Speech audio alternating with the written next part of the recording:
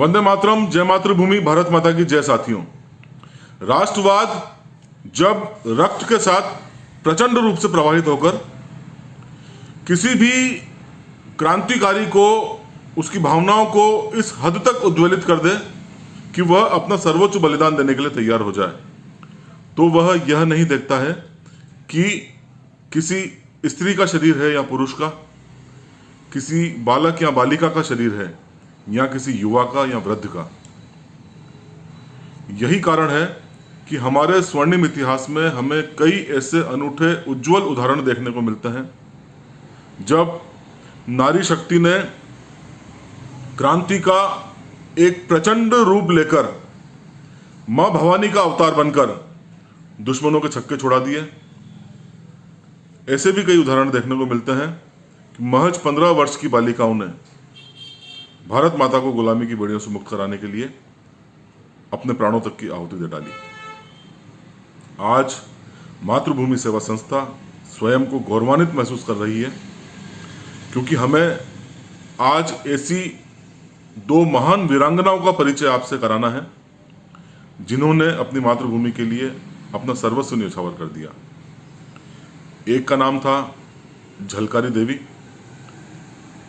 रानी लक्ष्मीबाई से हूबहू शक्ल मिलने के कारण जो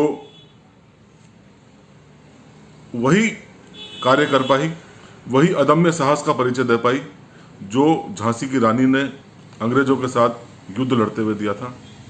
एवं दूसरा महत्वपूर्ण नाम है शांति घोष, जिन्होंने महज 15 वर्ष की उम्र में, जी हाँ, महज 15 वर्ष की उम्र में ब्रिटिश मजिस्ट्रेट को गोली मारकर उसकी हत्या कर दी एवं यह परवाह नहीं की कि यह करने के बाद हो सकता है कि उन्हें अपने प्राणों की आहुति देनी पड़े, उन्हें फांसी की सजा तक का सामना करना पड़े।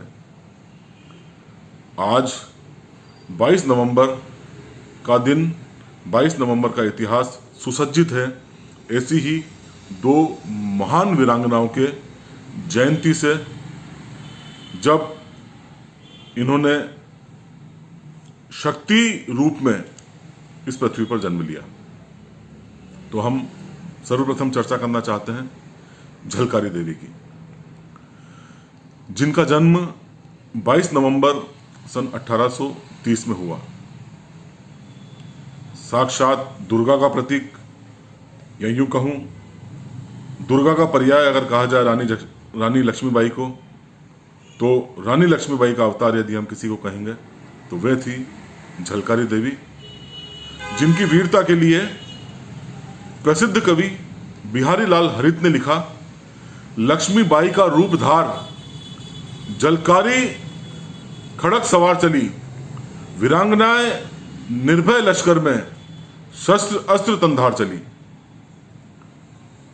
ऐसी महान वीरांगना का जन्म होता है 22 नवंबर सन 1830 को झांसी के भोजला नामक ग्राम में।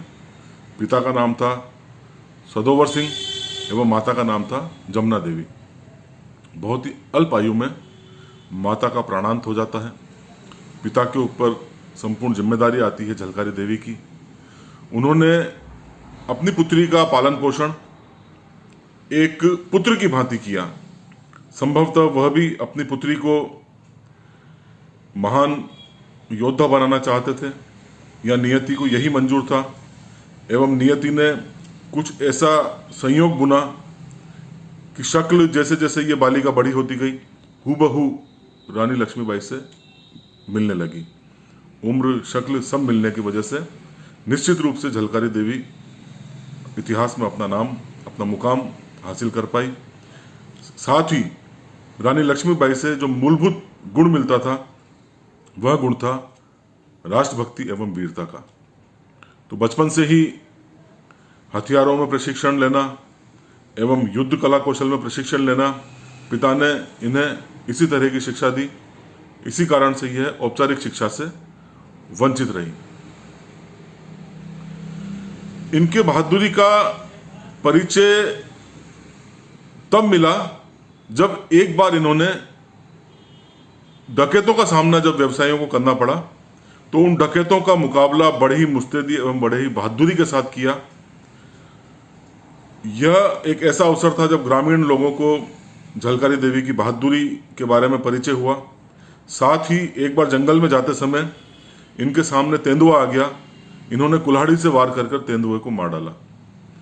एक नारी शक्ति के रूप में जब ग्रामीणों ने देखा कि इतनी महान अदम्य साहस हमारे गांव की इस पुत्री में है, तो उन्होंने प्रसन्न होकर पूरन कोरी नामक एक योद्धा से उनका विवाह करा दिया, जो कि रानी लक्ष्मीबाई की सेना में थे एवं अपनी बहादुरी के लिए प्रसिद्ध थे। एक वीरांगना का विवाह जब एक वीर से हुआ तो झलकारी देवी के स्वयं के व्यक्तित्व में निखार आया।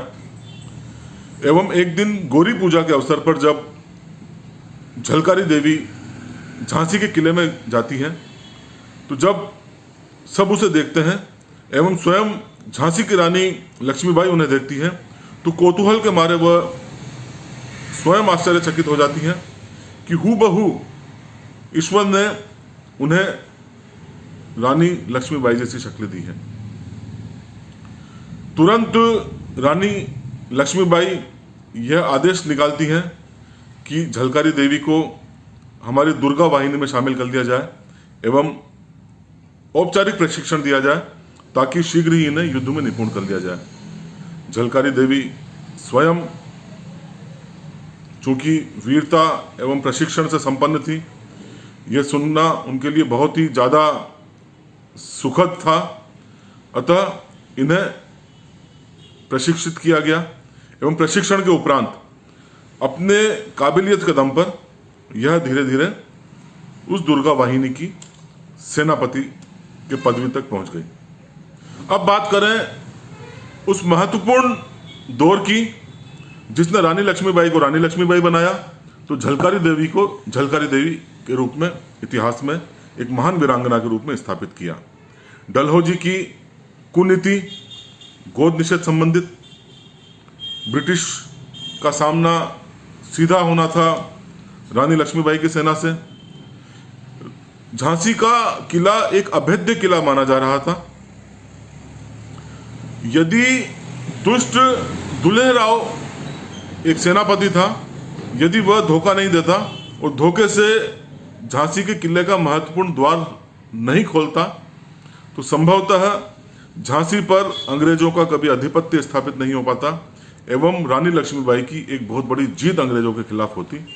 लेकिन आस्तीन के सांप की वजह से जब झांसी की रानी को संकट आया, वैसे तो पहले भी कई युद्धों में झलकारी देवी झांसी की रानी लक्ष्मीबाई का साथ दे चुकी थी, उनके महत्वपूर्ण सेनापतियों में शुमार हो चुकी थी, लेकिन यह एक ऐसा अवसर था कि झलकारी देवी को अपनी सर्वोच्च वीरता का परिचय देना था। रानी लक्ष्मीबाई के विश्वास पात्रों ने एवं झलकारी देवी ने रानी लक्ष्मीबाई को यह सलाह दी कि आप तुरंत कुछ सैनिक लेकर किला खाली कर दीजिए, आगे का मोर्चा मुझे संभालना है। अब अंग्रेजों के साथ युद्ध में रानी लक्ष्मीबाई के रूप में झलकारी देवी थी। उन्होंने रानी लक्ष्मीबाई जैसे वस्त्र पहन लिए, घोड़े पर सवार होकर यह रानी झलकारी देवी जनरल ह्यूज रोज, जो कि रानी लक्ष्मीबाई के विरुद्ध ब्रिटिश सेना का नेतृत्व कर रहा था, घोड़े पर सवार होकर तलवार लेकर पूरे जोश एवं उत्साह के साथ राष्ट्रभक्ति से ओज से परिपूर्ण जा पहुंचती है ब्रिटिश खेमे में एवं जाकर चुनौतीपूर्ण लफ्जों में कहती है ह्यूज रोज से कि मैं यहां आ गई हूं और तुम्हारा सामना करने के लिए तैयार हूं। यह देखकर ब्रिटिश सेना काफी प्रसन्न हो जाती है। स्वयं ह्यूज रोज भी काफी प्रसन्न हो जाता है कि स्वयं झांसी की रानी लक्ष्मीबाई उनके दरवाजे तक आ गई है। तुरंत झांसी की रानी के रूप में झलकारी देवी को गिरफ्तार कर लिया जाता है और अभी तक भी ह्यूज रोज यही समझता है कि यही झांसी की रानी है। मौके का फायदा उठाकर झांसी की रानी पहले ही सुरक्षित स्थान पर जा चुकी थी। झलकारी देवी की बुद्धिमत्ता की वजह से झांसी की रानी के प्राण बचते हैं। यहाँ झांसी की रानी झलकारी देवी से पूछा जाता है कि तुम्हारे साथ क्या सलूक किया जाए, तो झलकारी देवी कहती है वही जो एक युद्ध वीर का होता है, आप चाहें तो मुझे फांसी की सजा दे सकते हैं। वह इतना प्रभावित होता है यूज रोज कि वह झलकारी देवी को रिहा कर देता है। एवं कहीं कहीं संदर्भों में यह भी कहा जाता है कि झलकारी देवी का इस युद्ध में प्राणांत हो गया, वह वीर गति को प्राप्त हुई। कई संदर्भ हैं, क्योंकि झलकारी देवी की वीरता की वजह से ही उन्हें एक लोक नायिका का स्थान प्राप्त है।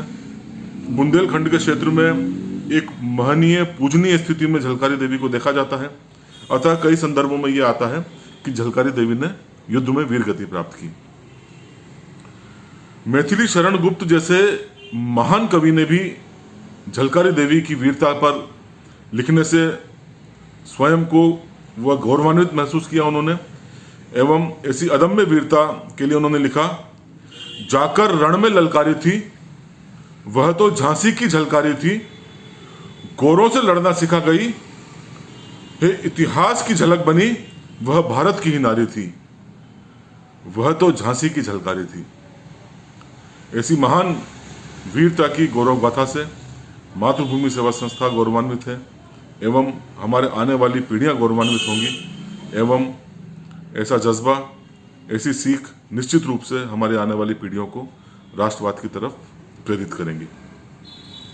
तो आज नारी शक्ति की वीरता के परिचय में दूसरा नाम है शांति घोष का, जो एक बंगाल में वीरता के चरम सोपानों को जिन्होंने प्राप्त किया। शांति घोष, जिनका जन्म 22 नवंबर को ही सन 1916 में हुआ, पश्चिमी बंगाल, कोलकाता में। पिता देवेंद्र नाथ घोष कोमिला कॉलेज में दर्शन के प्रोफेसर थे। इतने संपन्न परिवार में जन्म होने के बाद भी हृदय में राष्ट्रभक्ति के भाव उमड़ रहे थे। 1930 में फज्जुनिसा कॉलेज में इन्होंने दाखिला लिया एवं 15 वर्ष की उम्र में ही अपनी सहपाठी प्रफुल्ल नलिनी, जो कि उनसे सीनियर थी, उनके प्रभाव में आकर इन्होंने महज 15 वर्ष की उम्र में ही युगांतर की सक्रिय सदस्यता प्राप्त कर ली। युगांतर पार्टी उस दौर में बंगाल में क्रांति के महत्वपूर्ण कार्यों कर रही थी एवं मूलभूत एक केंद्रीय लक्ष्य यही था कि दुष्ट कपटी अधिकारी या जहां भी शोषण दिखाई दे ऐसे लोगों का चुन चुनकर उनकी हत्या करना एवं सशस्त्र क्रांति की गतिविधियों में संलग्न होना। तो 15 वर्ष की उम्र में ही शांति घोष क्रांति की गतिविधियों में सम्मिलित हो गई। 14 दिसंबर सन 1931 का दिन था। इनकी एक और साथी थी सुनीति चौधरी।